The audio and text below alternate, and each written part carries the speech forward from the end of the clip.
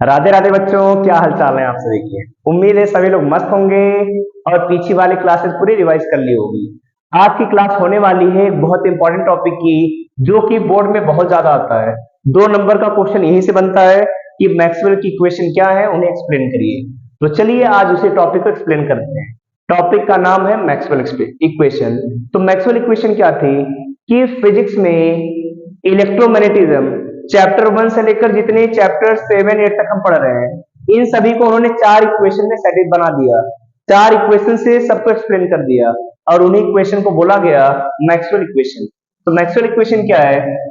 All the basic principles of electromagnetism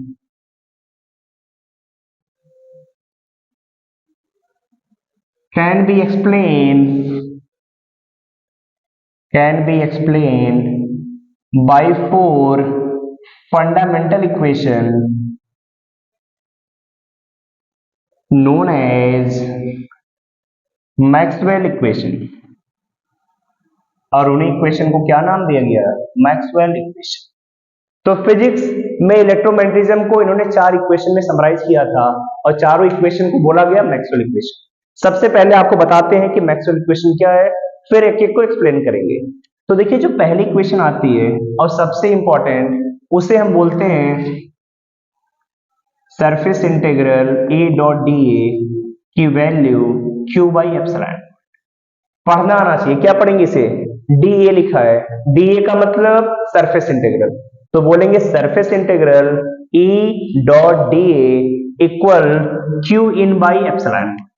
और इसे बोलते हैं गॉस लॉ ऑफ इलेक्ट्रिसिटी। तो गॉस लॉ ऑफ इलेक्ट्रिसिटी क्या है? Surface integral A dot D A equal to Q in by epsilon. दूसरी जो मैक्सवेल की इक्वेशन है, surface integral B dot D A की वैल्यू आती है 0।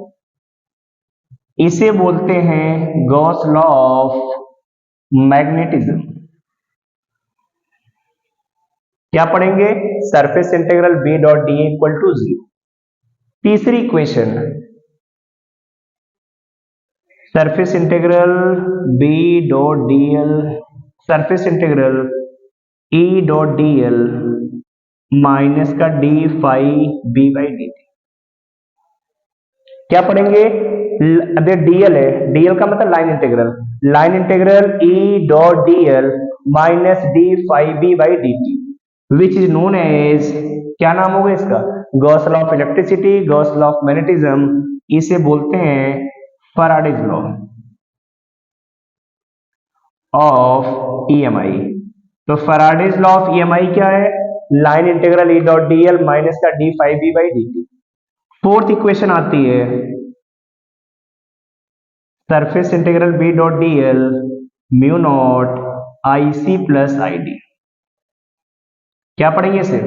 Surface integral B dot D L mu naught I C plus I D. और ये है एम्पियर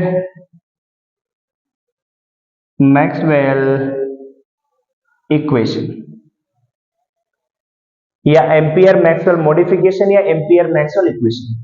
तो 4 इक्वेशन है, अब इन्हीं चारों को हमें समझना है। इन्हीं चारों इक्वेशन को बोलते हैं मैक्सवेल इक्वेशन। पहली, surface integral E dot D A Q in by epsilon naught, Gauss law of electricity. दूसरा, surface integral B dot D A 0, Gauss law of magnetism. तीसरा, line integral E dot D L minus D phi by D T, Faraday's law of EMI.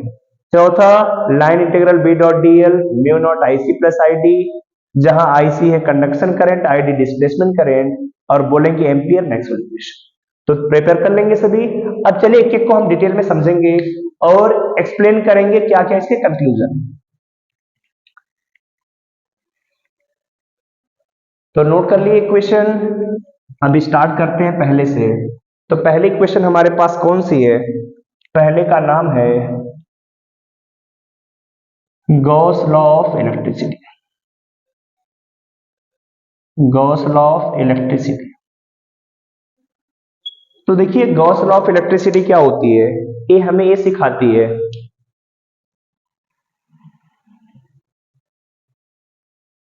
The total electric flux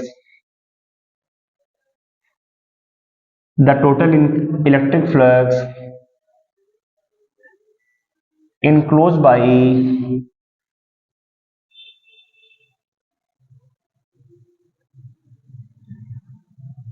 a surface is always 1 by epsilon naught times to the net charge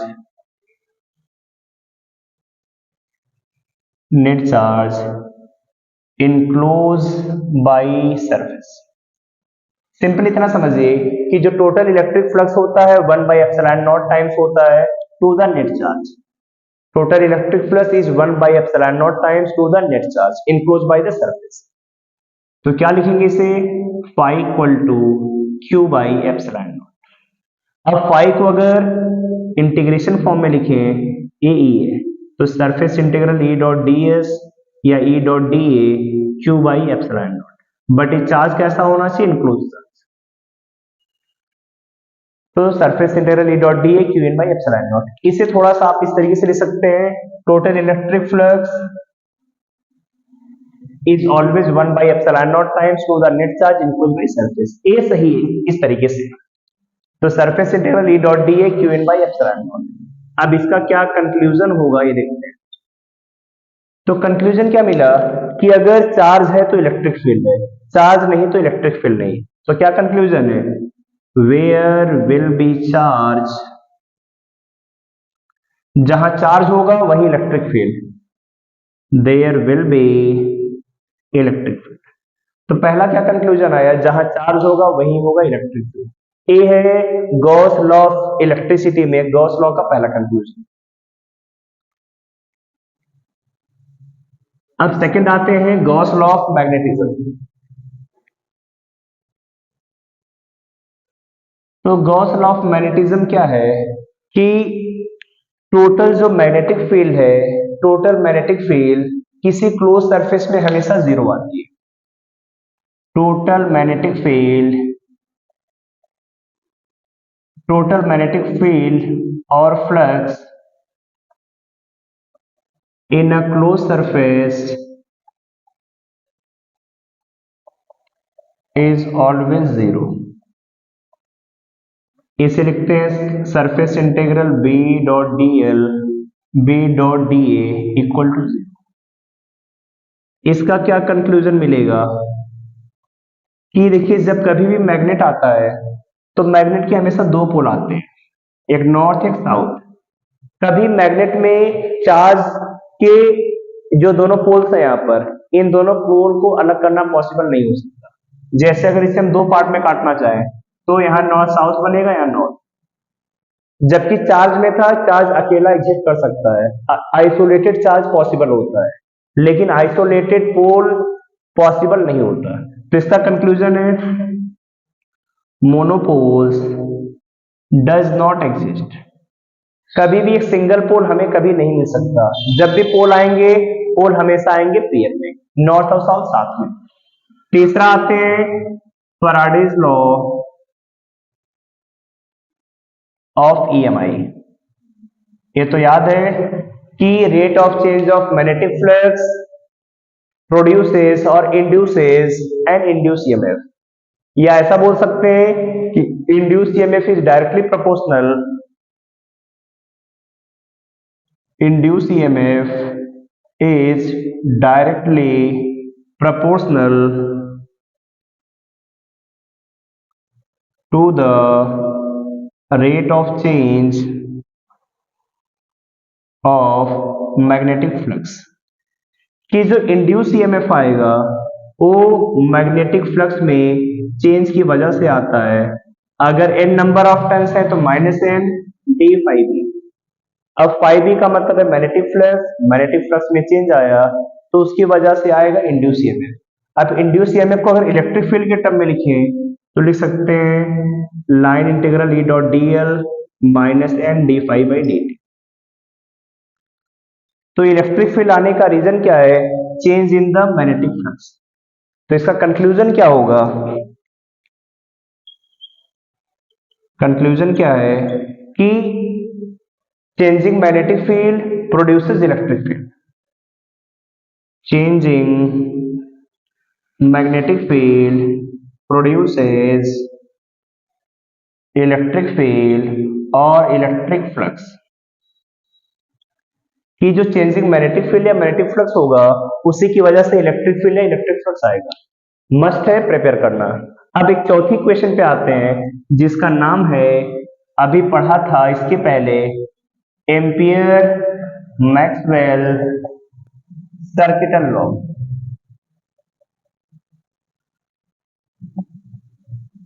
ampere Maxwell circuital law ये क्या बताता है कि line integral B dot D L equal to mu naught I C plus I D, जहां पर I D का मतलब है epsilon naught d phi E by d. तो यहाँ पे देखिए कि जो इलेक्ट्रिक फील्ड में चेंज आ रहा है उसकी वजह से आ रहा है मैग्नेटिक फील्ड। तो क्या यहाँ पे दिख रहा है कि इलेक्ट्रिक फील्ड में चेंज आने की वजह से आता है हमारा मैग्नेटिक फील्ड। तो कंक्लूजन क्या है, जैसे यहां था चेंजिंग मैग्नेटिक फील्ड उसी तरीके से यहां है चेंजिंग इलेक्ट्रिक फील्ड और electric flux produces changing magnetic field, changing electric field produces और electric flux produces changing magnetic field। अब ये चार इक्वेशन है, अब इन चार इक्वेशन को मस्ट है प्रिपेयर करना। अगर इतने आपने प्रिपेयर कर लिया तो समझिए 2 नंबर का टॉपिक आपका प्रिपेयर हो जाएगा। अब इसके बाद अगली क्लास में हम स्टार्ट करेंगे इलेक्ट्रोमैग्नेटिक वेव कि इलेक्ट्रोमैग्नेटिक वेव क्या होती है, कैसे उनका स्पेक्ट्रम बनेगा, क्या डायग्राम होगा, क्या क्या उनकी इक्वेशन होती है। तब तक आप इतना अच्छे से पढ़ते रहिए, मजे में अच्छे से रिवाइज करते रहिए। मिलेंगे सभी से अगली क्लास में, तब तक के लिए बाय बाय।